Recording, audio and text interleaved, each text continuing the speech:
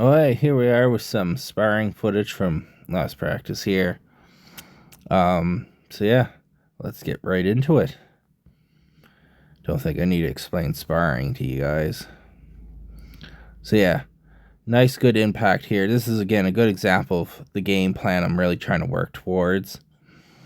You'll see here on the initial contact here, I'm able to get a good grip.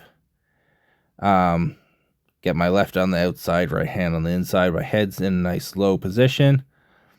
My opponent tries to kind of shift and take my momentum, but I have a nice solid grip and my head's in a good position. So I'm able to keep control, keep strong. They try to push and catch me. From this position, usually what I try to do is get in a good position and then take a moment to kind of like very solidify, get in a good spot, and wait for my opportunity to drive or to go for something. And then as we're going here, my opponent's pushing, I get lifted up a little bit. So I try to step through for that throw here and shift up into that underhook. And I get my opponent lifted up there onto the 1 foot, get him off balance, turned, and then I'm able to follow through just with that push out there. Not perfect, but it got the job done. And again, nice solid contact here. Able to get in my head into the chest there. Able to push, able to drive. That's what I want to work on. It's getting it in there. So it gets a little harder with like as your opponents get shorter, and if they're able to come in lower, it gets a bit harder, but that's why you practice. So again, coming in here, nice and solid. Head right on the shoulder there. That left hand outside, right hand inside. My opponent had his hands in a good spot here. On kind of like just under the armpits here. But he wasn't able to kind of like build up that force to kind of like drive through me. Tries to lift up a little bit. I think that's where he made his mistake, because then I slipped down under his chin on kind of the chest there. I keep a nice strong grip and just kind of keep my legs nice and solid, and then just drive, trying to keep up nice and square with him as much as possible, and then again with the Yuriki.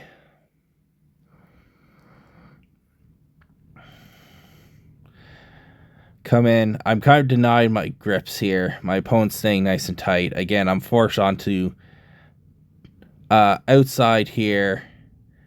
Yeah, I was forced into 2 outside grips here, which is never a good position to be in, even being taller and bigger. It's still not a position I want to be in, as it really leaves me vulnerable, especially since he's on the inside. Head's in a good position. He's naturally lower.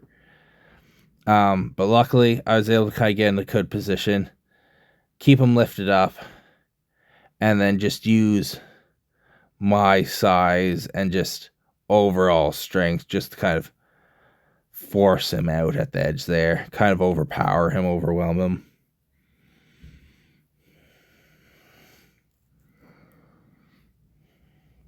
Nice strong impact there. This was again a good example of a good hidden shift too. Comes in nice and strong, but gets denied by his opponent, who places both his hands onto the shoulders there. So you see that initial in, gets pushed back, denied, and then as he tries to force his way through into his opponent slides past, like lets him slide through, turns in, over. And what made this throw good was that he got his leg in a good spot. You can see right here, his leg blocked his opponent's, which helped trip him over his leg. It limited his opponent's movement, so he wasn't able to like step around as well. and help kind of like block and just kind of get him over. But yeah, again, impact and then throw. We'll back it up here just a little better. So yeah, initial impact, gets pushed back, tries to drive forward. Opponent just catches him with the throw. Really good, really well done. Now this one is a nice, good example again, like why you want to be careful, like letting your opponents kind of like get in on that sort of inside here, because you see in the initial start here, they come in, they're fighting here. Smaller guy gets the inside position, starts to get a good position here, is able to kind of defend the throw, gets a good belt grip, good head position, and then boom, gets caught with a throw there. But the thing too is like these big overarm throws, again, legs in a good position, catches his opponent's other leg, kind of blocks him.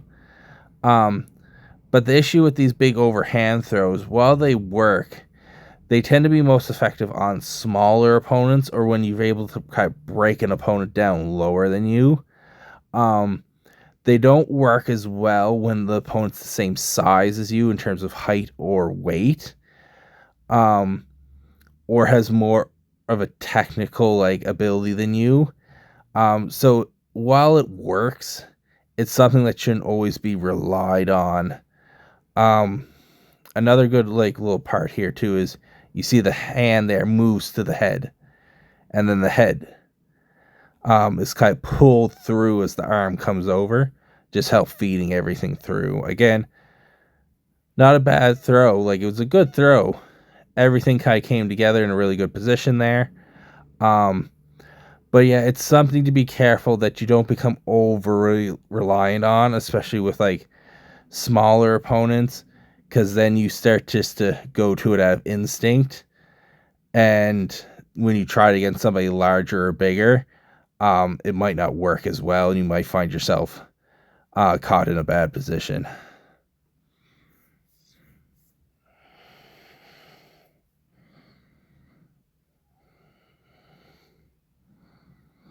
Again, I go for that double nodowa there, but I didn't quite catch it.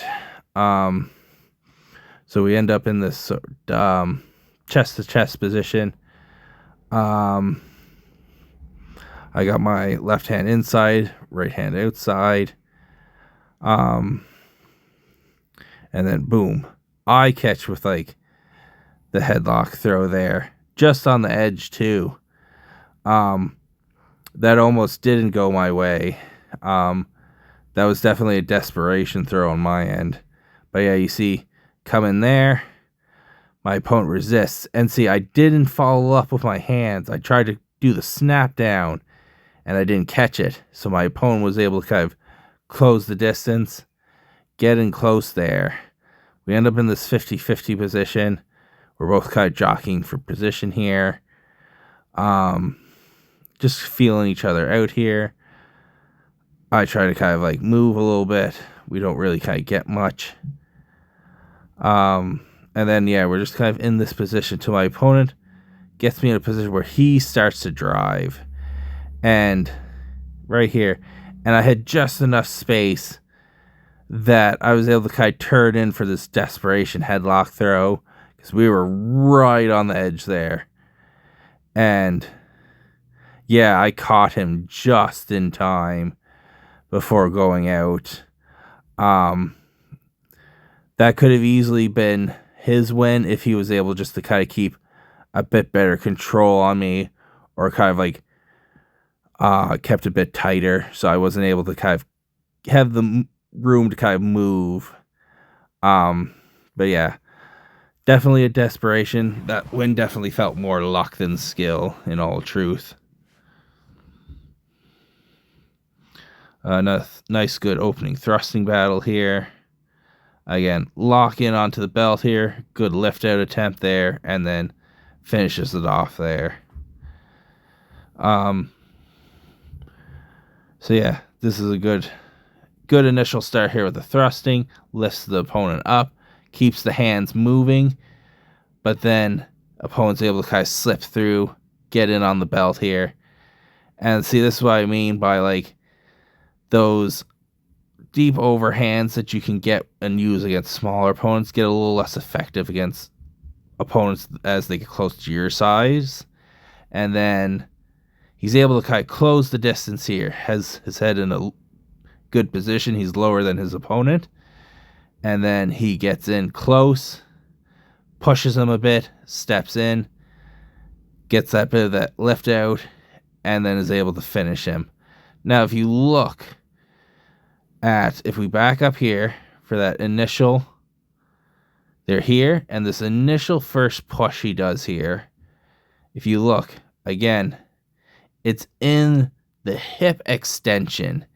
You see he extends his hips and locks them out as if he's at the top end of a deadlift, almost pushing into his opponent, gets his opponent back, steps in, gets close, and then lifts. Again, the same thing. It's in the hip extension. Lifts him up, gets him down, same thing. Push. Finish it off. Very good. Very good Yuriki right there. Again, not the best initial entry on my part. And then here I am doing exactly what I suggest not doing and using just a deep overhand grip and my sheer size and power to overwhelm a smaller opponent. Initial impact here. I come in. Again, my opponent really denies me. He gets into that better position. Both insides on the belt. Head in a good position. I'm forced onto these outsides here. And from there, he almost gets me at the edge here. I'm able to kind of sidestep, circle a bit. He's denying me another grip. And he's got me on the back foot. So all I had was just that initial twist. Just to kind of throw him off enough that I was able to get him to step out. Again, less of a win of skill and definitely one of brute force and of luck right here. We'll go on to the next one here. And again, getting in, head nice and low, into a good position, good belt grip. Keeping nice and solid, keeping on my opponent. And then getting a nice solid base. So from there, I can start to work. He goes for a bit of a head onto there for the snap down. But I'm nice and solid because I got my legs underneath me. I'm not overextended. So as soon as he goes for that, I'm able to drive forward a bit. He then tries to stand up and resist. But I'm able to push through and overpower. So again, we come in here. I come in nice and low. Able to kind of drive through his arms, his initial extension. Get my head lower than his. Get the grips I want. Left hand outside, right hand inside. I'm able to kind of get my hips in a nice, secure, stable position. And then as soon as he makes that pull attempt, I drive. He resists. He stands up, overextends. I'm able to drive through. So again, exactly what I want to do for your key. So, got a good impact here. Guys are tied up in a nice 50-50 position here now as they fight for position. And this one ended a little off screen here, but by the looks of it, they come together. Bit of a soft touch eye, but they come together. They tie up there. And then they're just jockeying for position here. One guy goes for kind of an underarm throw, trying to catch his opponent there. But he didn't quite have the momentum or the lift to kind of catch him. He didn't step through enough. You see the initial block on the leg there, which started getting his opponent up in the air. But he himself didn't follow through and keep his own hips rotating through to kind of keep the power moving, which then lets his opponent regain his balance, and then he himself goes for that kind of twisting, this time over an overarm throw, and then catches him there. So yeah, that was practice. That was our sparring there. Hope you guys liked it. Yeah. Hope you guys are enjoying these videos. Hope you guys get something out of them. Yeah, hope to hear from you guys soon. See you around. Bye.